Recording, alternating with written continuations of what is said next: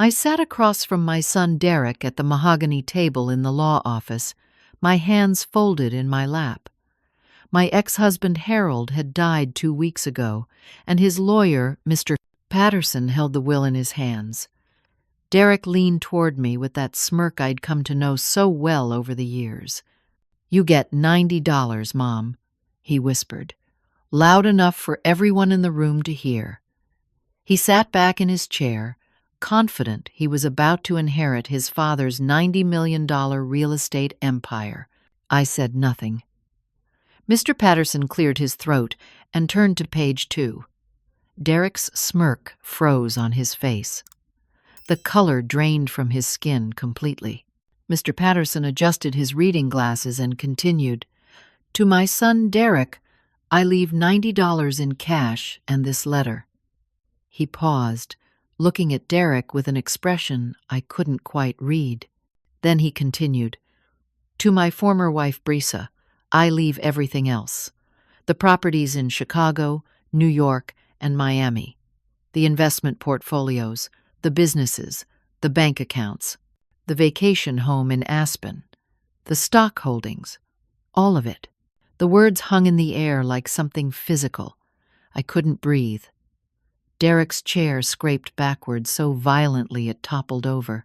He stood there, his face transforming from shock to rage in the space of a heartbeat. "This is impossible," he shouted. "That will is fake. It has to be fake."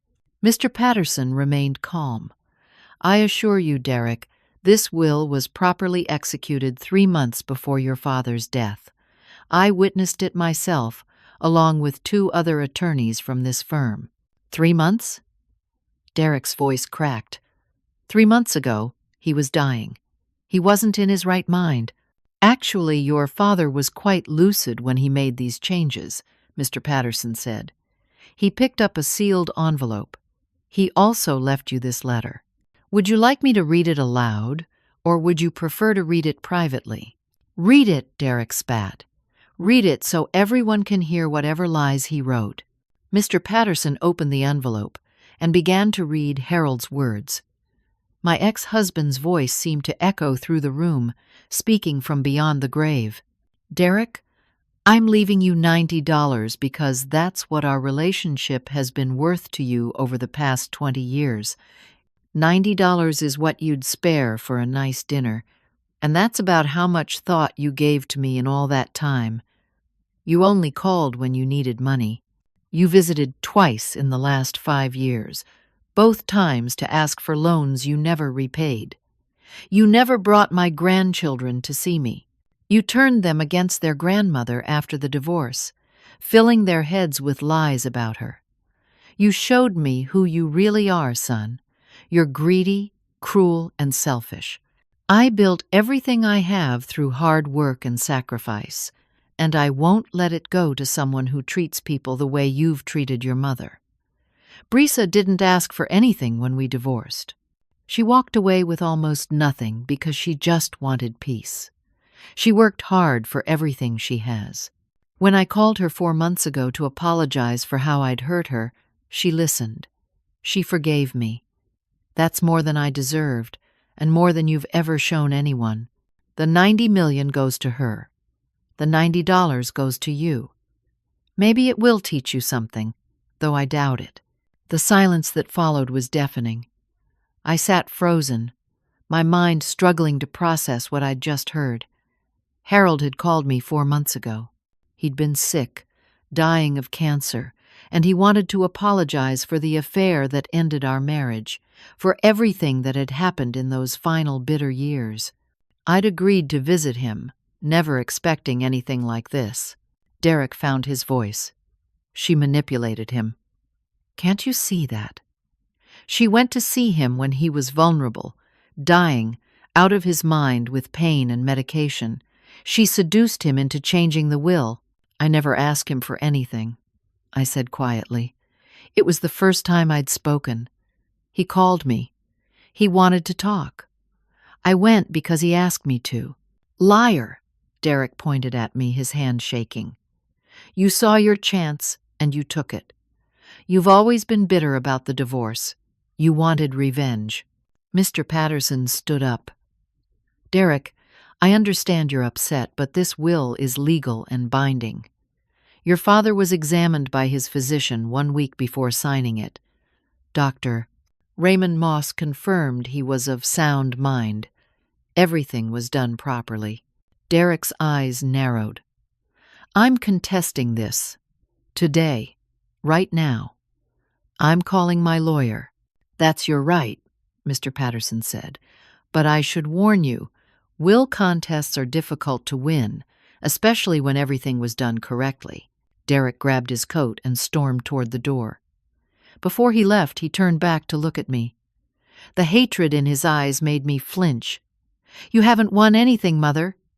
I'll make sure of that. The door slammed behind him. I sat there trembling. Mr. Patterson sat down across from me. Brisa, I need to be honest with you.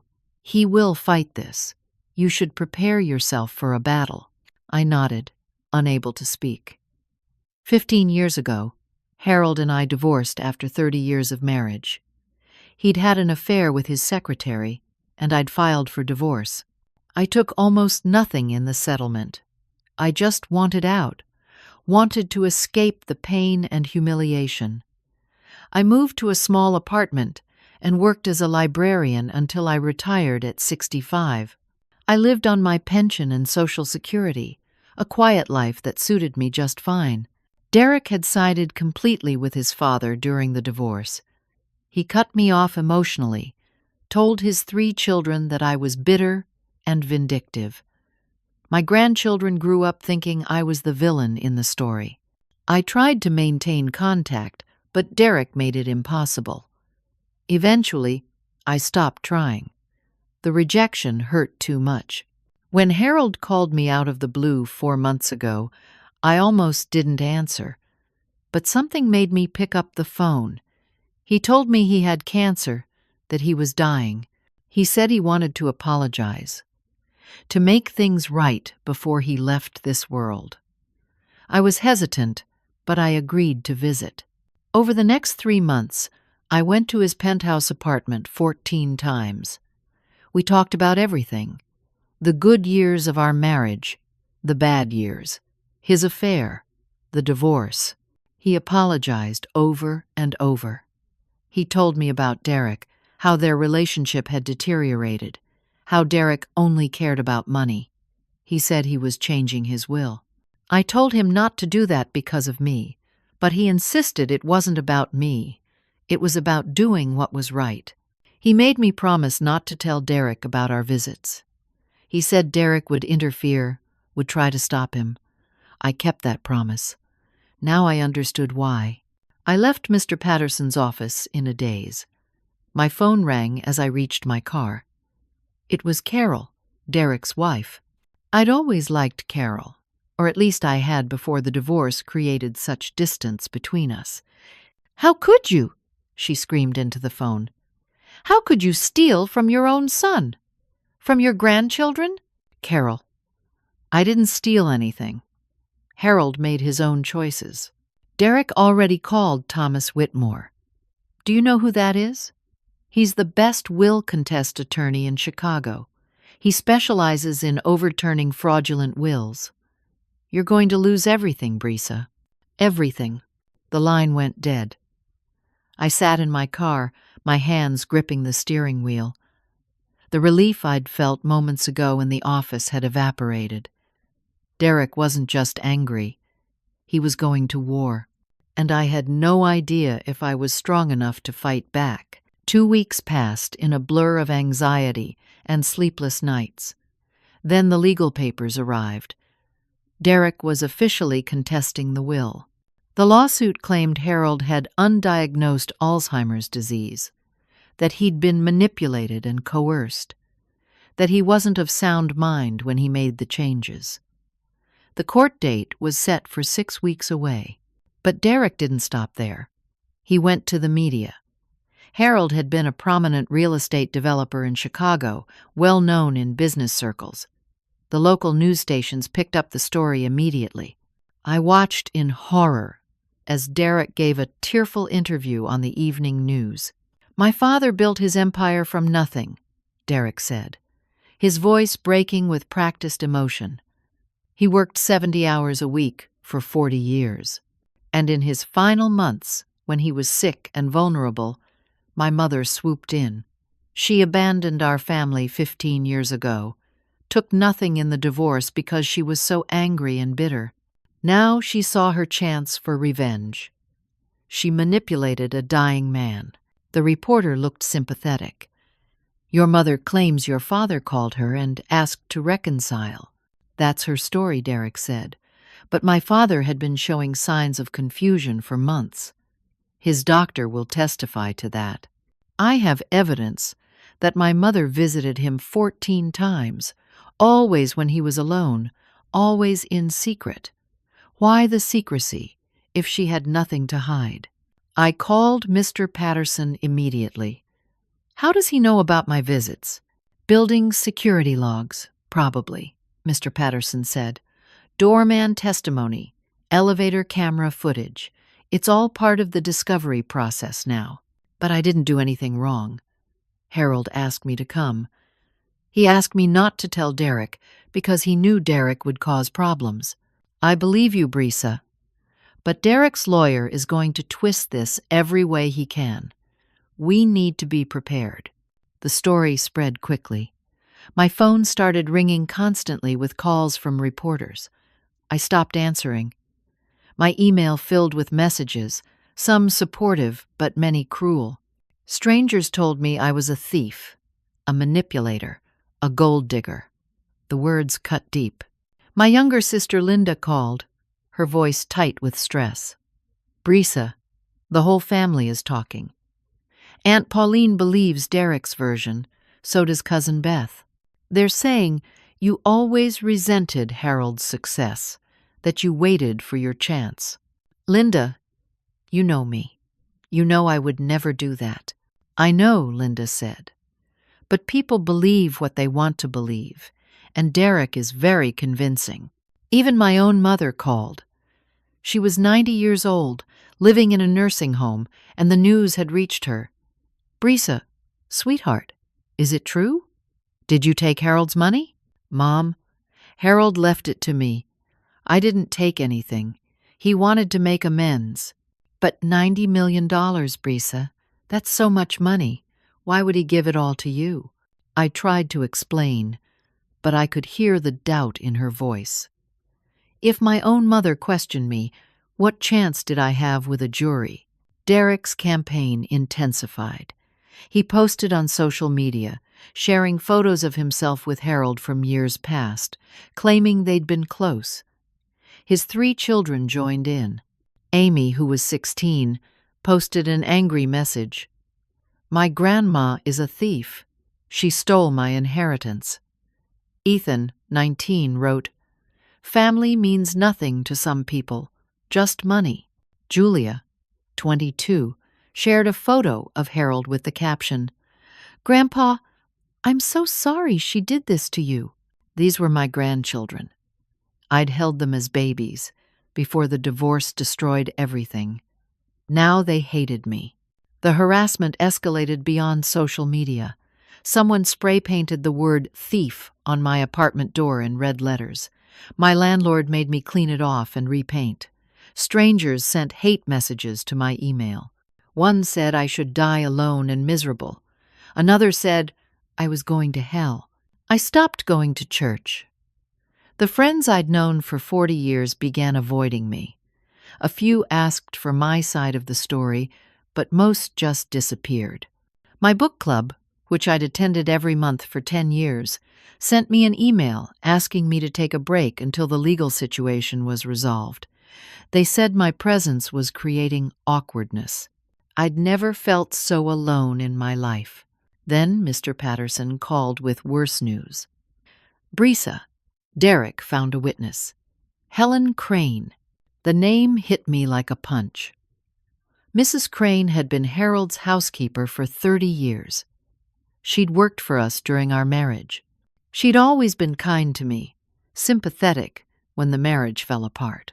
What about her? I asked, though I already knew the answer would be bad. She's agreed to testify for Derek. She says Harold was confused and forgetful in his final months. She claims your visits upset him, that he seemed afraid of you. That's not true. Harold was never afraid of me. He was sharp and clear-headed every time I visited. We had long conversations about everything. He remembered details from 40 years ago. Mrs. Crane knows that. I'm sure she does, Mr. Patterson said. But she's saying otherwise now, and she's a very credible witness. She knew Harold for decades. A jury will listen to her. I couldn't understand it. Why would Mrs. Crane lie? We hadn't been close after the divorce, but she'd never been unkind to me. What had Derek offered her?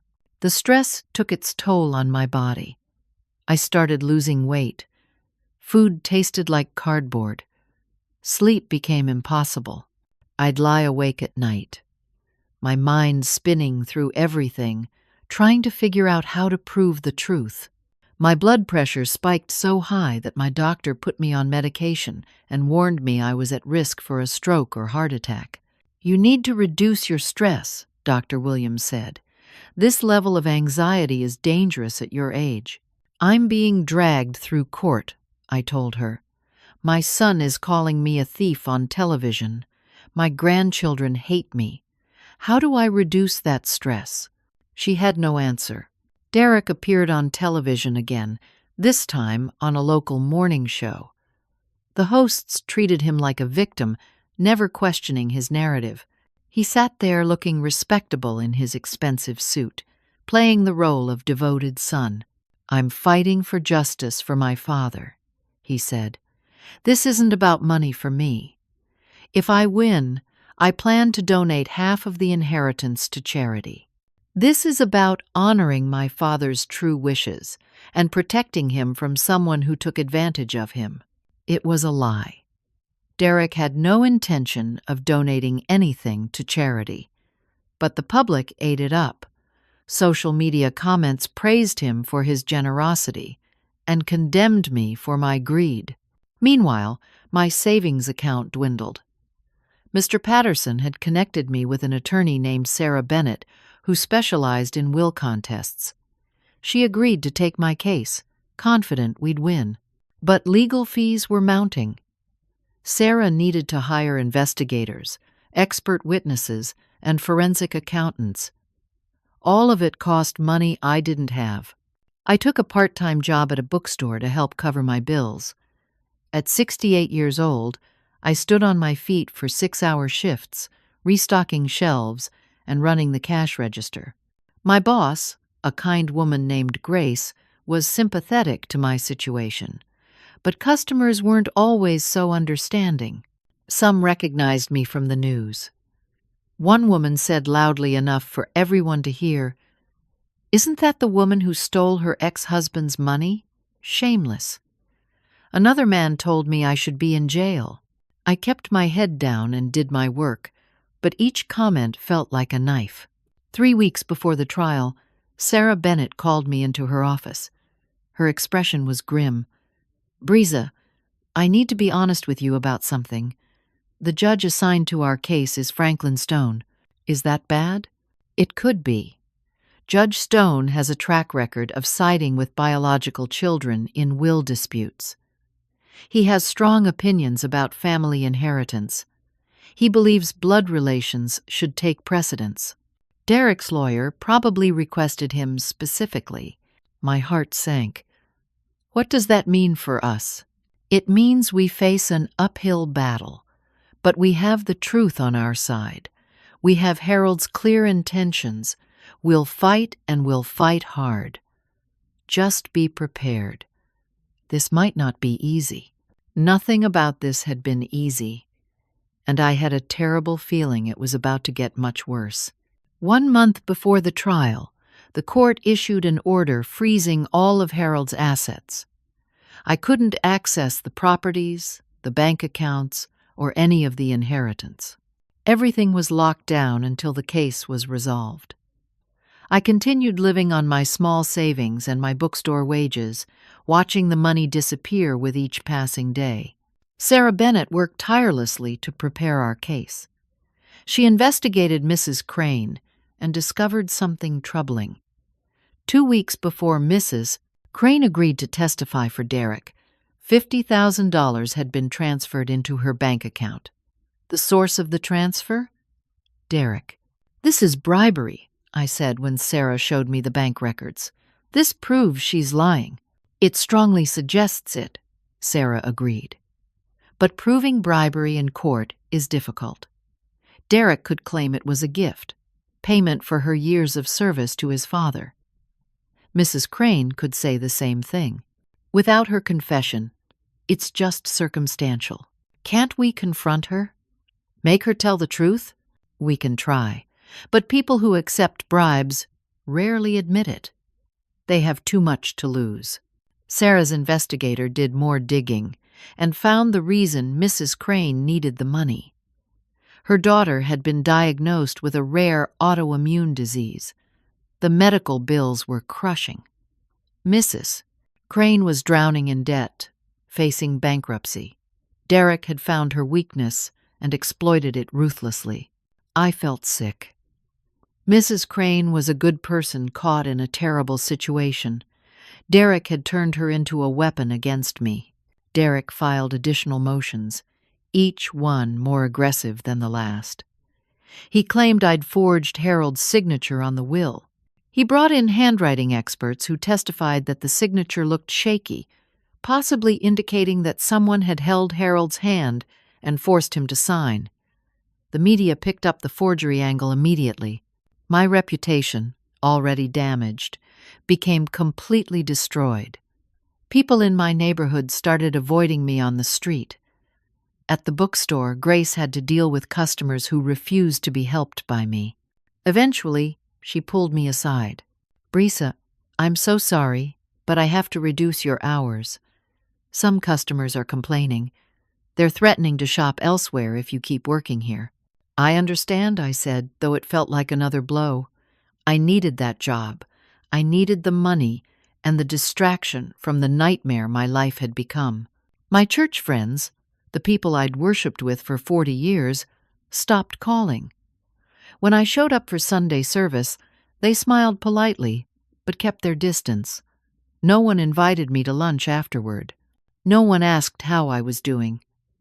I'd become invisible, or worse, toxic. Even my sister Linda grew distant. She still took my calls, but I could hear the strain in her voice. Her husband didn't believe my side of the story. Their adult children had seen Derek's interviews and thought I was guilty. Linda was caught in the middle, torn between her family and her sister. "I believe you, Brisa," Linda said during one painful phone call, "but this is tearing my family apart. Maybe you should consider settling with Derek. Give him some of the money. Make this go away." "I can't," I told her. "This isn't about the money. This is about honoring Harold's wishes. This is about standing up to Derek's lies. If I give in now, he wins. His cruelty wins." But I was losing anyway. I could feel it in my bones. The isolation was crushing. I'd lost my family, my friends, my community, my reputation. All I had left was the truth, and increasingly, it felt like the truth didn't matter. Derek continued his media campaign. He appeared on podcasts, gave interviews to newspapers, and posted regularly on social media.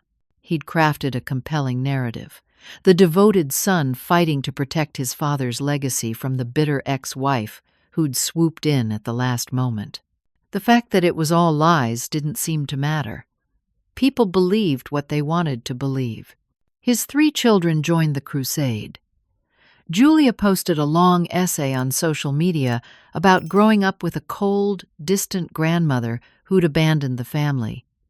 It was fiction, but it went viral. Thousands of people shared it, commenting about how terrible I was. Ethan posted videos talking about his grandfather's business legacy and how it should stay in the family. Amy, though only 16, gave an interview to her school newspaper that was picked up by local news. My grandchildren were being used as weapons, and there was nothing I could do about it. The stress manifested in physical symptoms. My hands shook constantly. I developed a persistent headache that wouldn't go away. My blood pressure medication had to be increased twice. I lost 15 pounds, and I didn't have 15 pounds to lose. When I looked in the mirror, I barely recognized the gaunt, exhausted woman staring back at me. Then came the final blow before trial. Sarah called me with news that made my stomach drop. The judge assigned to our case, Judge Stone, has a record I need you to understand. In the last 10 will contest cases he's overseen, he's ruled in favor of biological children 7 times. He's overturned 3 wills that left everything to ex-spouses. What are our chances? I asked, though I dreaded the answer. Sarah was quiet for a long moment. Honestly, Brisa, I have to tell you the truth. Based on Judge Stone's history and Derek's aggressive strategy, we might lose this case. I'm going to fight with everything I have, but I need you to be prepared for that possibility. The words hung in the air. After everything I'd endured, all the pain and humiliation and isolation, I might still lose. Derek might walk away with Harold's entire fortune. The injustice of it was suffocating. That night, alone in my small apartment, I broke down completely. I cried until I had no tears left. I thought about giving up, about just walking away from all of it. Let Derek have the money. Let him win. I was 68 years old, and I was so tired. But then I thought about Harold, about how he'd reached out to me in his final months, how he'd apologized with genuine remorse, how he'd tried to make things right. He'd been brave enough to face his mistakes. Could I be brave enough to honor his final wishes? I thought about Derek and his cruelty, the way he'd mocked me in that law office, the way he'd turned my grandchildren against me, the way he'd destroyed my reputation without a moment's hesitation. If I gave up now, I was telling him that cruelty wins, that lies triumph over truth. I couldn't do that. I wouldn't. The trial was 3 weeks away. I had to find the strength to keep fighting. The trial began on a cold Monday morning in October. The courthouse steps were packed with reporters and cameras. I walked in with Sarah Bennett, trying to ignore the shouted questions and flashing lights.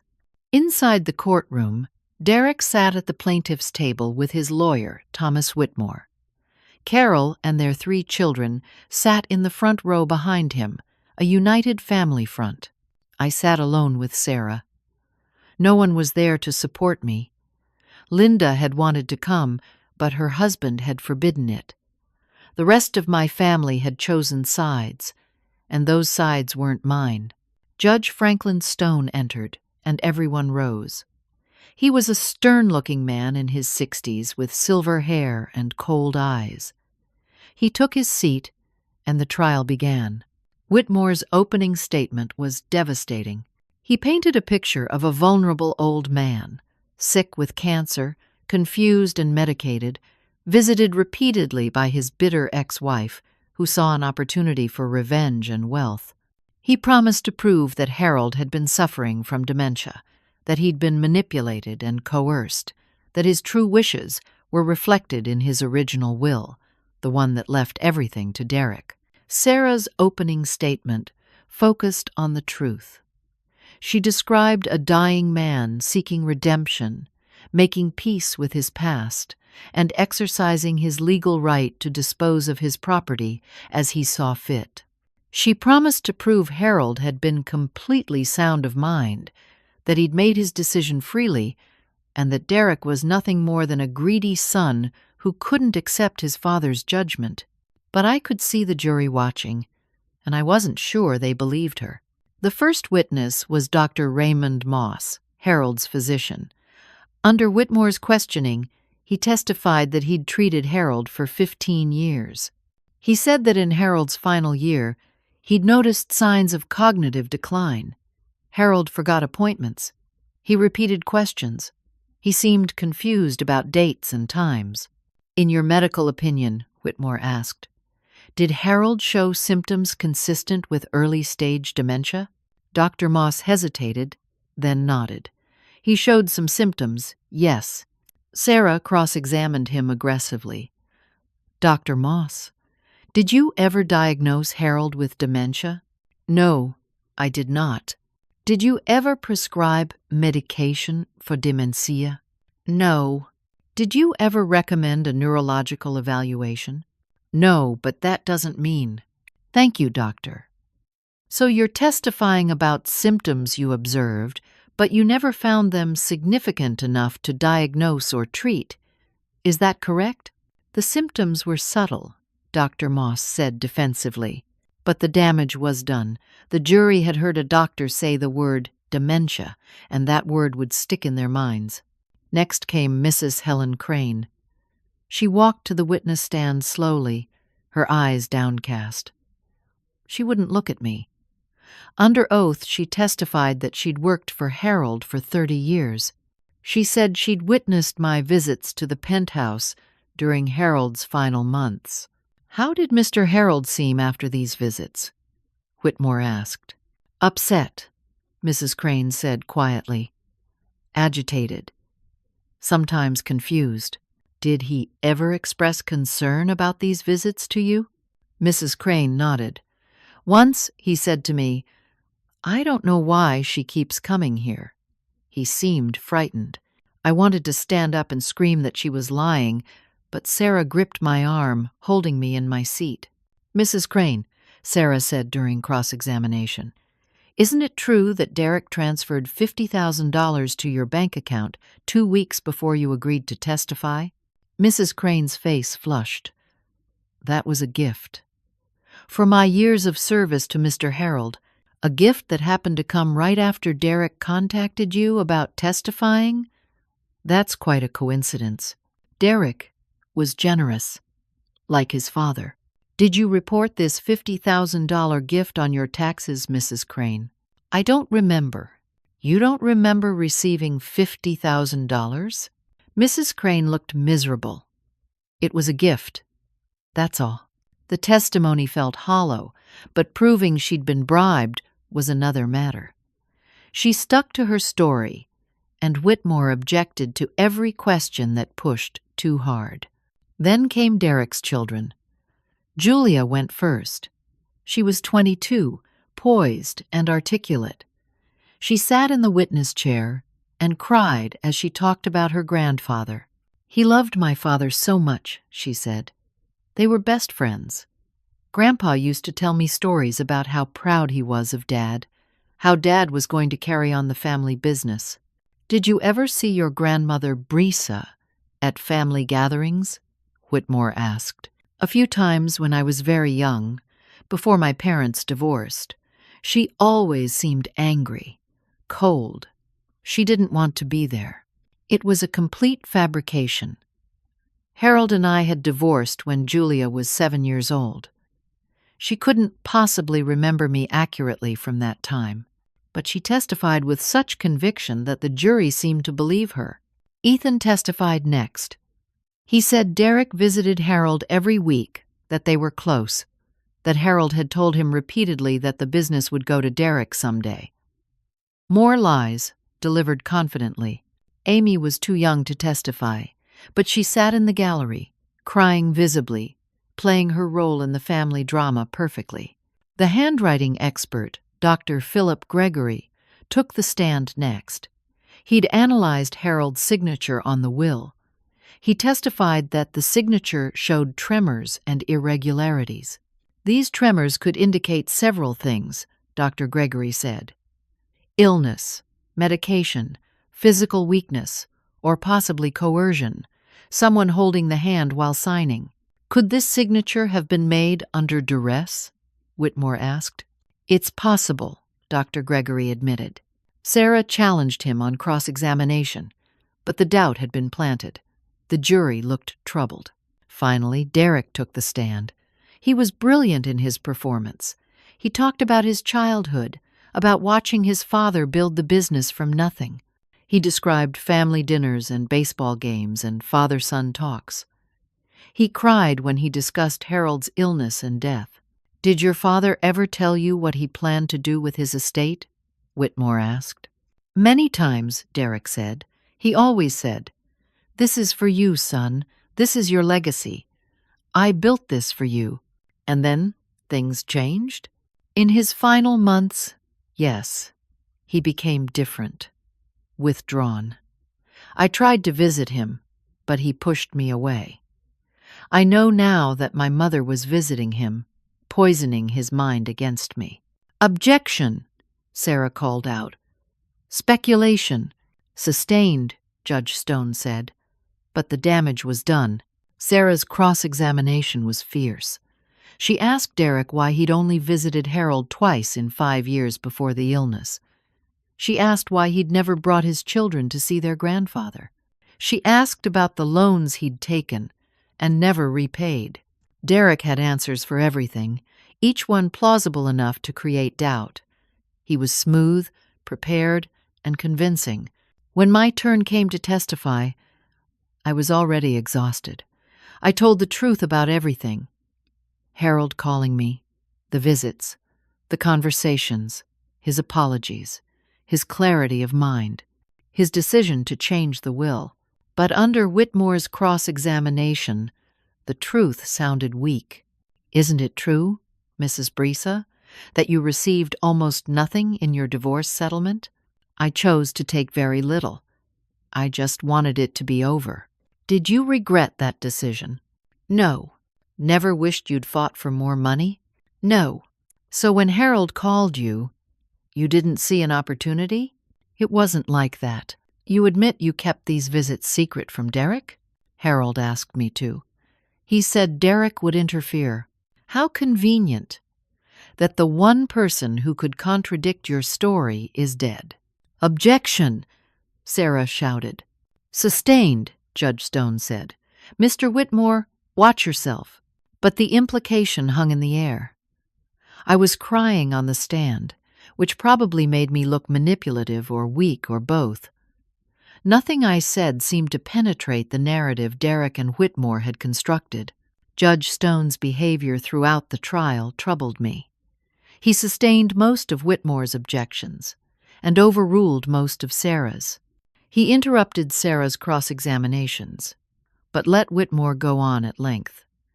When he looked at me, his expression was skeptical, almost hostile. The trial lasted 4 days. When closing arguments came, Whitmore delivered a powerful performance. He talked about family, legacy, and the sacred bond between father and son. He pointed to all the evidence: the doctor's testimony, the housekeeper's observations, the handwriting analysis, the testimony of Harold's grandchildren. He painted me as a calculating woman who'd seen her chance and taken it. Sarah's closing focused on Harold's rights and wishes. She argued that a man has the right to dispose of his property as he chooses, that Harold had been sound of mind, and that Derek was simply a greedy son who couldn't accept his father's judgment. But her words felt like they were bouncing off a wall. Judge Stone's instructions to the jury troubled Sarah. She told me later that he'd subtly favored Derek's position in how he framed the legal standards. He emphasized that the burden of proof was on us to show Harold had been competent, and he suggested that skepticism was appropriate when ex-spouses benefited from wills. The jury left to deliberate on a Friday afternoon. Sarah and I waited at her office, drinking bad coffee and watching the clock. Hours passed with no word. That evening, I went back to my apartment. I found an eviction notice taped to the door. I'd fallen behind on rent. My savings were gone. The legal fees had consumed everything. I had 72 hours to vacate the premises. I sat on the floor of my empty apartment and stared at the notice. I had nowhere to go. Linda had offered her couch, but I could hear the reluctance in her voice. Her husband didn't want me there. I was a burden, a source of family conflict. That night, the chest pains started. Sharp, crushing pain that radiated down my left arm. I couldn't breathe. My neighbor heard me cry out and called 911. The paramedics arrived and took me to the emergency room. The doctors said it was a severe anxiety attack, but my heart was under strain. My blood pressure was dangerously high. They wanted to admit me overnight for observation. I refused. I couldn't afford it. I had no insurance that would cover a hospital stay for anxiety. They gave me prescriptions I couldn't afford to fill and sent me home. The jury deliberated through the weekend. Derek gave an interview on the courthouse steps, confident in his victory. He announced plans for the estate, talking about selling properties and making investments. Carol posted on social media about their upcoming windfall. Derek's children posted celebratory messages. The media had already declared Derek the winner. The narrative was set. The greedy ex-wife had tried to steal a fortune, and justice was about to be served. On Monday morning, day 3 of deliberations, a package arrived at Sarah's office. It had no return address. Inside was a USB drive and a handwritten note. The note said, "The truth about Derek. I couldn't let him win. Don't try to find me." Sarah called me immediately. I rushed to her office. She plugged the USB drive into her computer, and we watched the screen together. The video file showed security camera footage from Harold's penthouse building, dated 3 months before his death, right around the time he changed his will. The footage showed Derek entering the building, getting on the elevator, and going up to Harold's floor. Then the video cut to footage from inside Harold's penthouse. The camera was hidden, probably a security camera Harold had installed. The audio was clear. Derek stood in Harold's living room, his face red with rage. "You're cutting me out? After everything? After all the years I've put up with your demands?" Harold sat in his chair, looking tired but completely lucid. "You've shown me who you are, Derek. You only call when you need money. You haven't visited in 2 years except to ask for loans. You're my father. You're supposed to help me. I've helped you your entire life. I gave you a job you weren't qualified for. I bailed you out when your investments failed. I paid for your house. And you've never once said thank you. So, you're giving everything to her? To that woman? Brisa is a good person. She deserves better than what I gave her. I'm trying to make that right." Derek stepped closer, his voice dropping to something dangerous. "You're losing your mind, old man. That's what I'll tell everyone. You're senile, confused, not competent to make decisions. Get out of my house. I'll contest whatever you do. I'll make sure she never sees a penny. I'll destroy her in court. Get out!" Harold stood up, stronger than he looked. "You're not the son I raised. You're greedy and cruel. Get out of my home." Derek stormed out, slamming the door behind him. The video ended. Sarah and I sat in stunned silence. "This changes everything," Sarah said. "This proves Harold was competent. It proves Derek knew about the will change. It proves he's been lying about everything." There was more on the USB drive. Email exchanges between Derek and Dr. Moss, discussing payment for testimony about dementia. Text messages between Derek and Mrs. Crane, explicit discussions about the bribery. Photos of Derek partying in Las Vegas the weekend of Harold's funeral, laughing and drinking, completely contradicting his grieving son act. "Who sent this?" I asked. "I don't know. Someone who had access to Harold's security systems. Maybe someone from the building. Maybe someone who knew Harold and cared about the truth." Sarah immediately filed an emergency motion to reopen the case based on new evidence. She submitted the USB drive to the court, requesting an opportunity to present it before the verdict. But before Judge Stone could rule on the motion, we got word. The jury had reached a verdict. They would announce it at 2 p.m. Sarah looked at me, her face pale. The timing is terrible. If they announce the verdict before the judge rules on our motion, this evidence becomes meaningless. We'd have to file an appeal, which could take years. So it's over? I asked. We lost? I don't know. But jury verdicts that come this quickly usually favor the plaintiff. They made up their minds fast. That's not good for us. I sat in Sarah's office, feeling the walls close in. The evidence that could save me had arrived too late. Justice was about to fail. The courtroom was packed when we arrived. Media filled the gallery. Derek sat at his table, confident and smiling. Carol and the children looked excited. They'd already won in their minds. Judge Stone entered. "Ladies and gentlemen of the jury, I understand you've reached a verdict." The forewoman stood. She was a middle-aged woman who'd frowned at me throughout the trial. "We have, Your Honor. Please read the verdict. In the matter of Derek versus the estate of Harold, we find in favor of the plaintiff, Derek." The words hit me like a physical blow. The courtroom erupted. Derek jumped up, hugging Whitmore, hugging his family. Reporters rushed out to file their stories. Judge Stone banged his gavel, calling for order. The jury finds that Harold lacked the mental capacity to execute the will dated 3 months before his death. The original will, leaving the entire estate to his son Derek, is hereby reinstated. The estate shall be transferred to Derek within 30 days. I couldn't move, couldn't breathe. Sarah grabbed my hand, but I barely felt it. Everything I'd fought for was gone. Harold's final wishes meant nothing. Derek had won.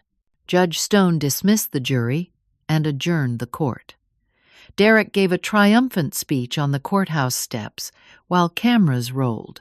"Justice has prevailed today," he said, his arm around Carol. "My father's true wishes have been honored. This was never about money for me. This was about respecting my father's legacy and protecting him from someone who tried to take advantage of him." It was a masterful performance. The reporters ate it up.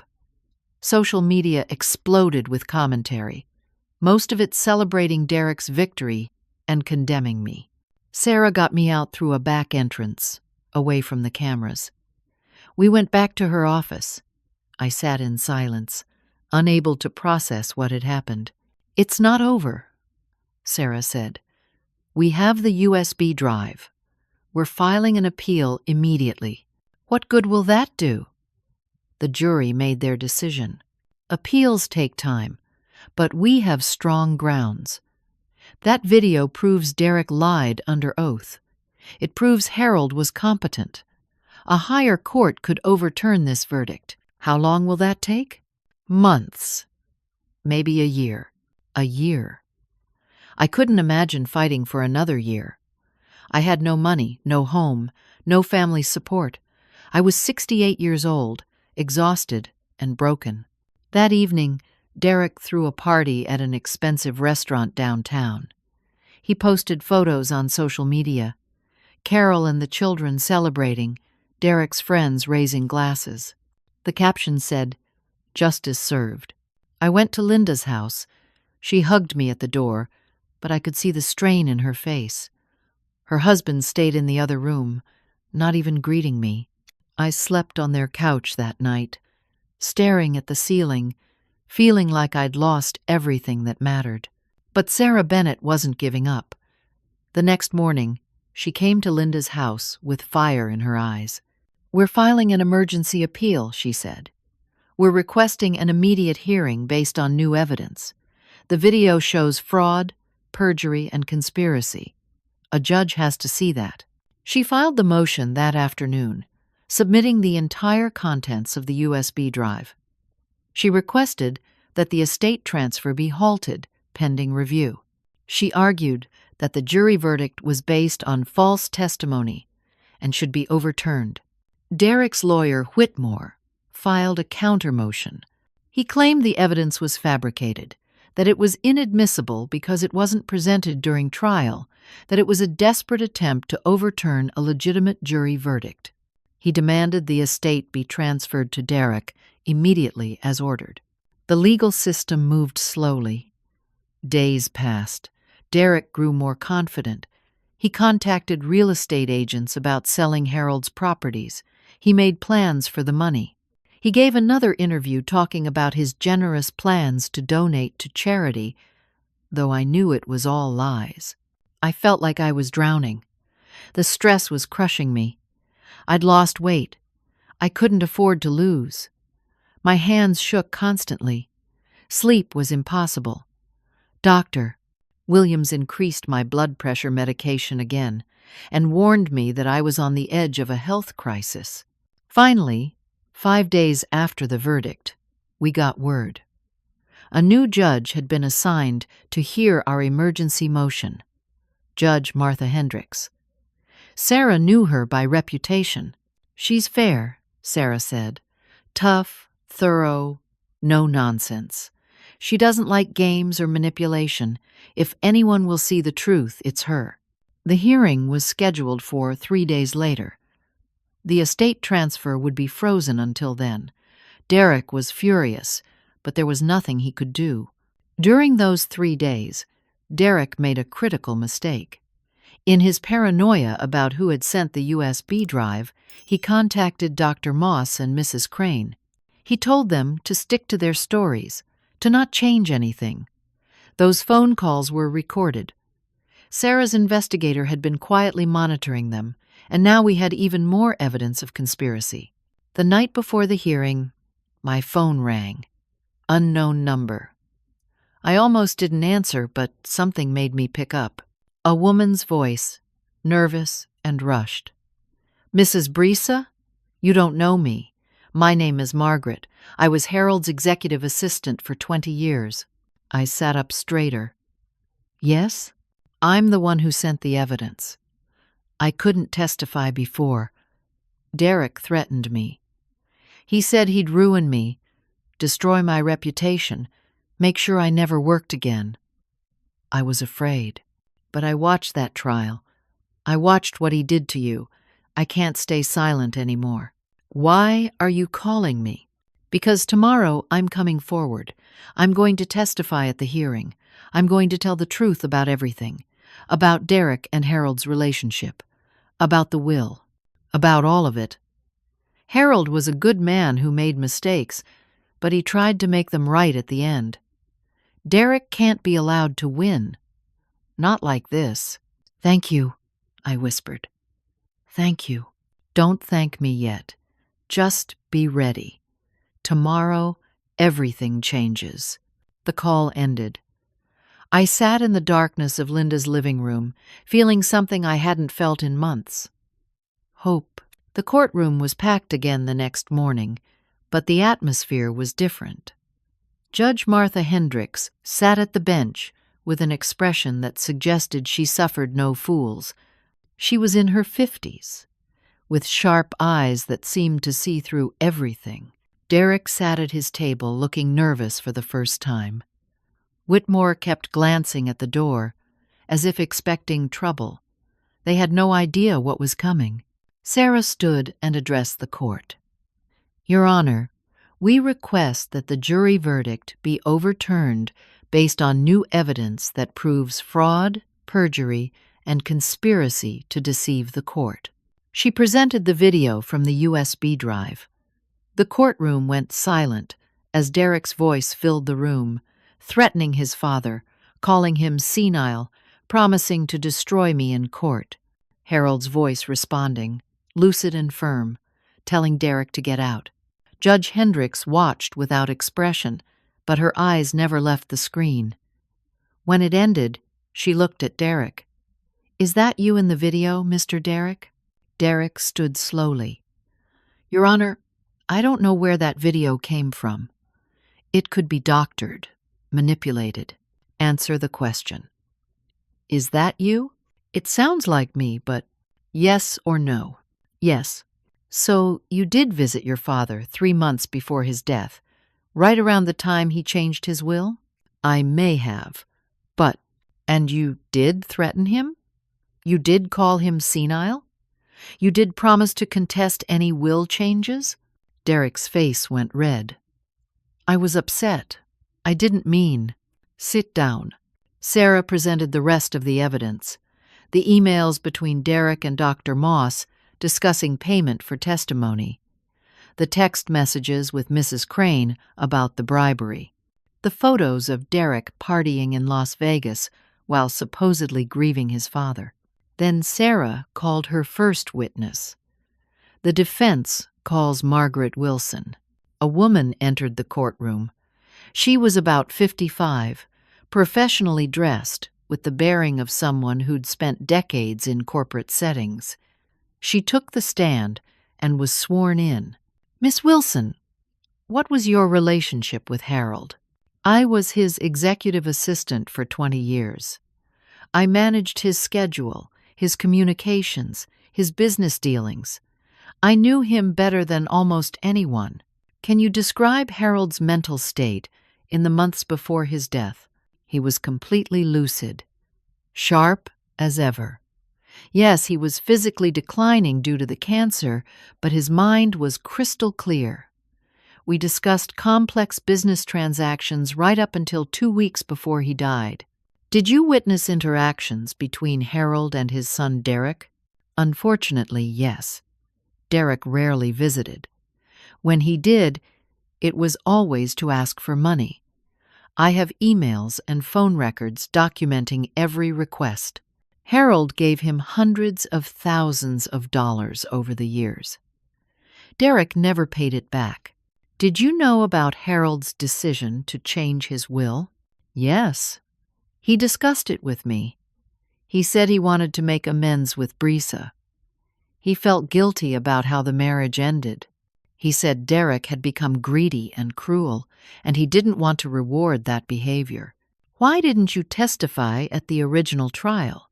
Margaret's voice shook slightly. Derek threatened me. He said if I testified against him, he'd make sure I never worked again. He'd destroy my reputation. I was afraid. But watching what happened to Mrs. Brisa, watching the lies, I couldn't stay silent anymore. Sarah showed Margaret the video. Is this what you saw of the relationship between Harold and Derek? Yes, this was typical. Derek was verbally abusive toward his father, especially when he didn't get what he wanted. Whitmore tried to cross-examine her, but Margaret was unshakable. She had documentation for everything: emails, phone logs, calendar entries, 20 years of records proving Derek's neglect and Harold's lucidity. Judge Hendricks recalled Dr. Moss. The doctor walked to the stand looking like he wanted to be anywhere else. Dr. Moss, Judge Hendricks said, I'm going to ask you again, under penalty of perjury. Did Harold show signs of dementia? Dr. Moss looked at Derek, then at the judge. He seemed to make a decision. No, Your Honor, he did not. Then why did you testify that he did? Because Derek paid me $50,000 to say so. The courtroom erupted. Judge Hendricks banged her gavel. Order! Dr. Moss continued, his voice breaking. I needed the money. My practice was struggling. Derek approached me and offered cash if I would testify about cognitive decline. I agreed. I'm sorry. I was wrong. You committed perjury, Judge Hendricks said coldly. You will be facing charges. Next, Judge Hendricks recalled Mrs. Crane. The housekeeper looked terrified as she took the stand.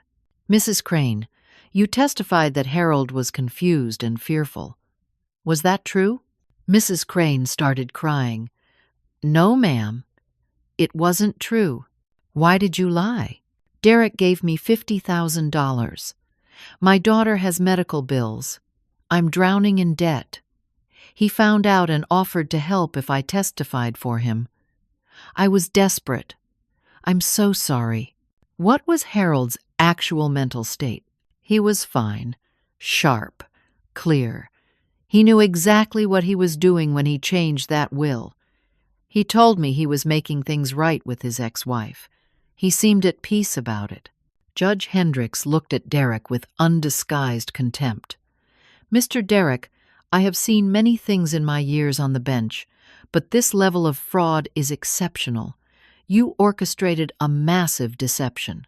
You suborned perjury from multiple witnesses. You bribed people to lie under oath. You manipulated your own children into testifying falsely. Derek tried to speak, but Whitmore grabbed his arm, silencing him. I am going to make several rulings, Judge Hendricks continued. First, the jury verdict is hereby overturned. It was based on perjured testimony and fraud. Second, Harold's will, the one dated 3 months before his death, is valid and shall be probated as written. Brisa shall inherit the entire estate as Harold intended. Third, Derek, you will receive exactly $90, as your father specified in his will.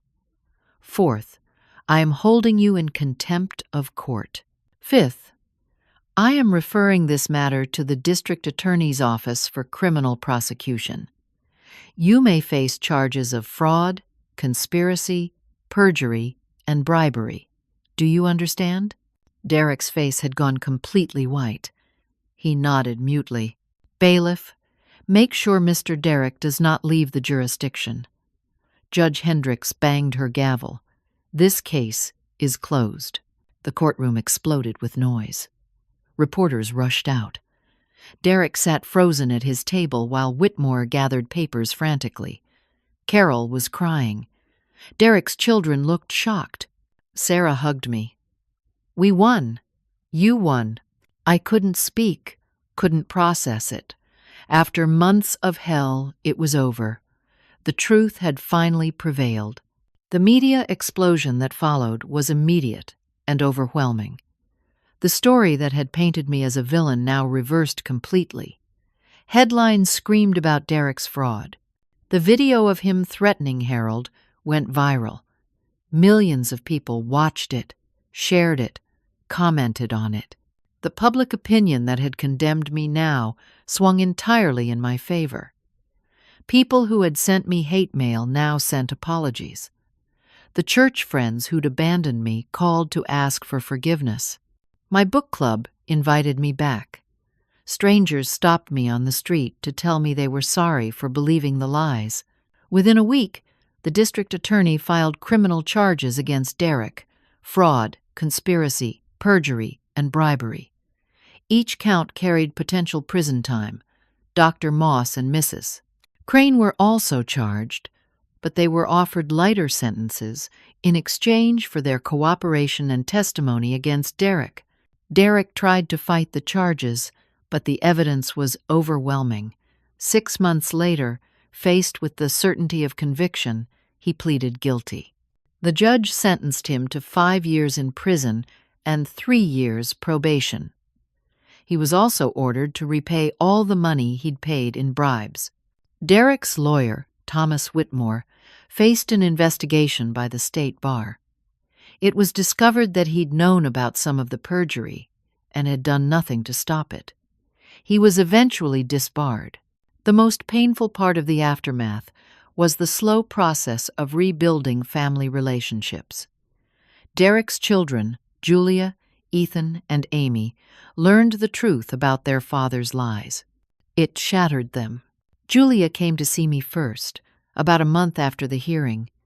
She knocked on the door of the small house I'd rented while the estate was being settled. When I opened it, she stood there crying. "Grandma," she said, her voice breaking, "I'm so sorry. I'm so sorry." I pulled her into my arms. She sobbed against my shoulder, apologizing over and over. "Dad lied to us about everything. He told us you were terrible, that you abandoned us, that you were trying to steal from him. We believed him. We said horrible things about you. I can't believe what we did. You were manipulated," I told her. "Your father is very good at manipulation. I don't blame you." Ethan came next. then Amy.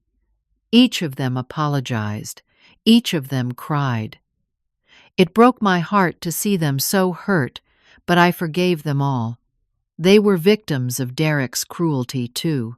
Carol filed for divorce from Derek while he was awaiting sentencing. She came to see me as well, her face marked by the weight of everything that had happened. "I believed him," she said. "For months, I believed every lie he told. I said terrible things about you. I turned our children against you. I don't know how to make that right. You were his wife," I said. "You loved him. It's natural to believe the person you love. I forgive you, Carol. Those children need their mother now more than ever." The estate settlement took several months to finalize, but eventually I inherited everything Harold had left me. $90 million, properties, businesses, investments. It was more money than I could comprehend. The first thing I did was pay off Mrs. Crane's daughter's medical bills. Despite her lies in court, I understood why she'd done it. Desperation makes people do things they never thought possible. Her daughter got the treatment she needed, and Mrs. Crane served 6 months in jail for perjury, but was released early for good behavior. I donated $10 million to cancer research in Harold's name. He died of cancer, and I wanted something good to come from all of it. I set up trust funds for Julia, Ethan, and Amy. Their father had betrayed them, but I wouldn't punish them for his sins. Each of them would have money for college, for starting their lives, for building their futures. I gave a substantial amount to my sister Linda and her family. She'd stood by me as much as she could, and I wanted to thank her for that. I invested in Sarah Bennett's law firm, helping her expand so she could represent other people in situations like mine.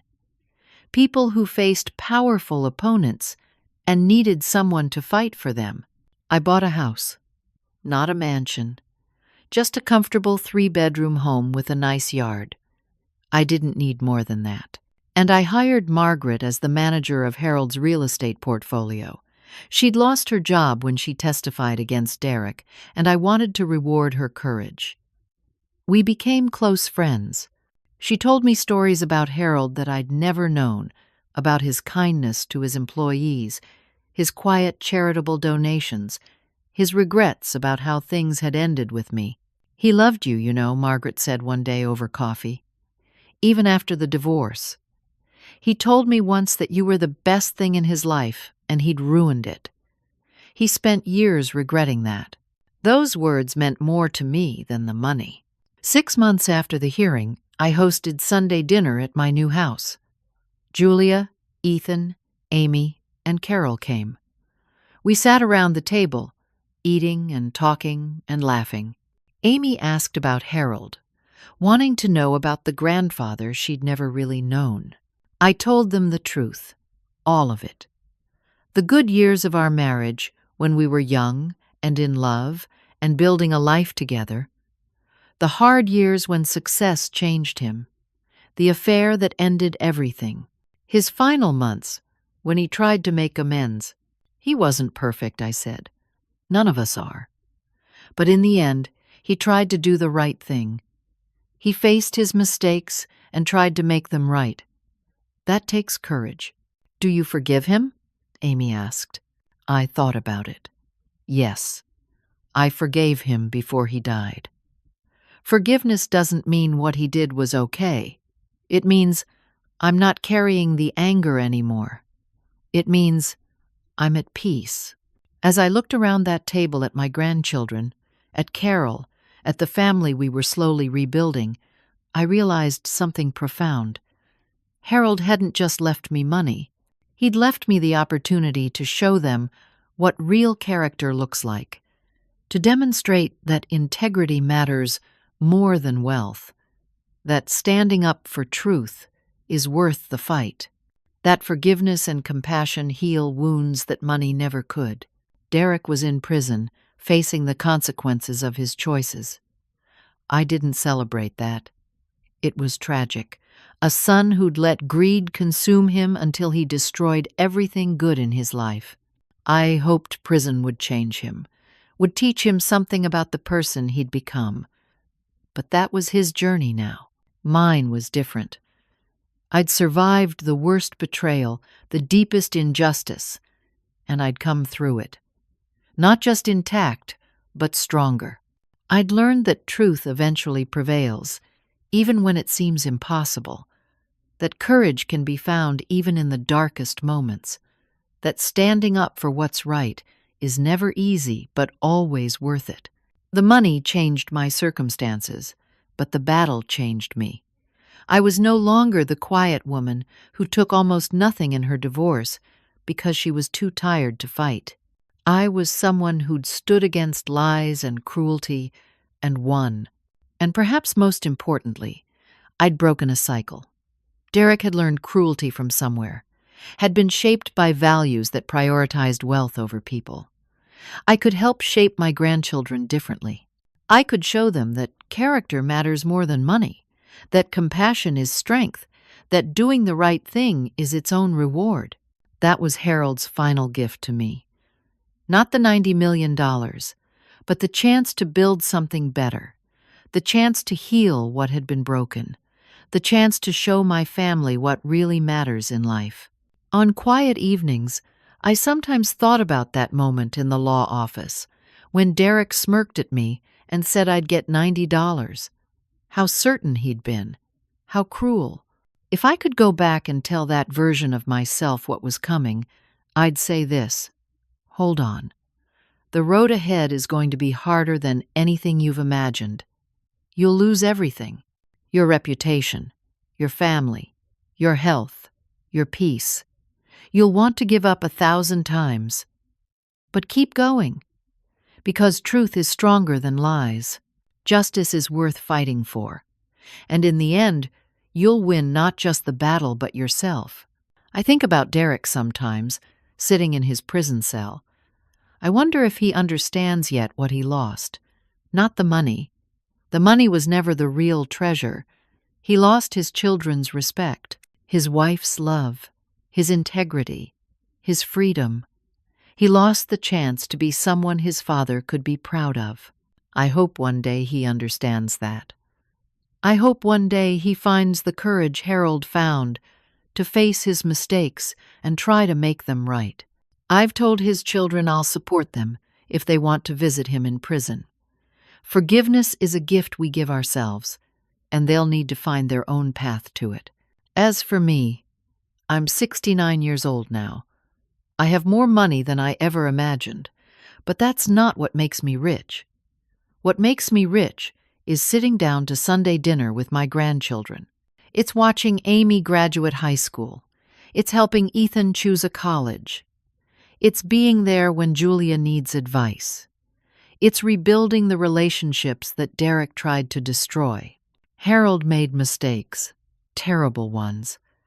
But he also gave me the most valuable thing anyone can give, the chance to make things right. Not just for me, but for the next generation.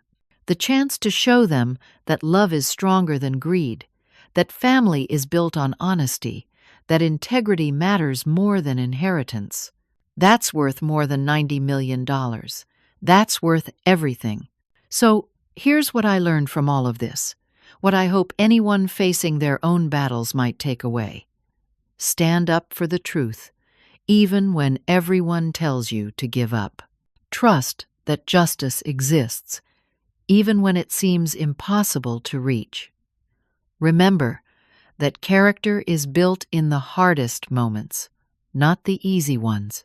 And never, ever let someone else's cruelty define who you are. I survived Derek's lies.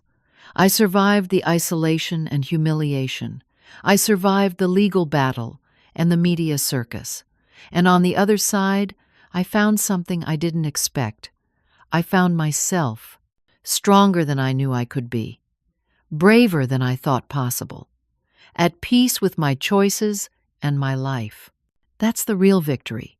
Not the money, not the vindication, But discovering that at 68 years old, facing the worst challenge of my life, I had the strength to stand firm and fight back.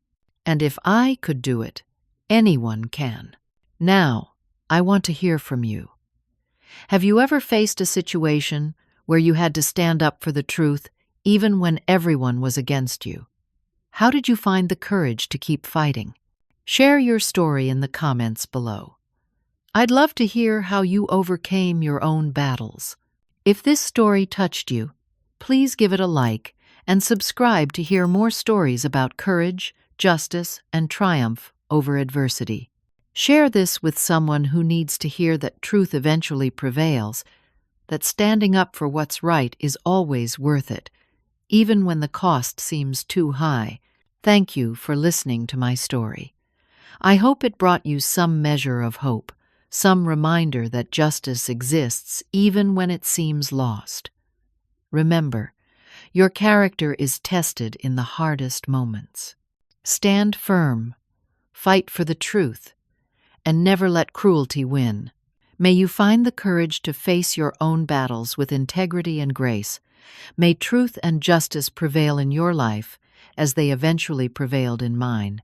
And may you always remember that the strongest victories are not over others, but over the part of yourself that wants to give up. Take care and keep fighting the good fight.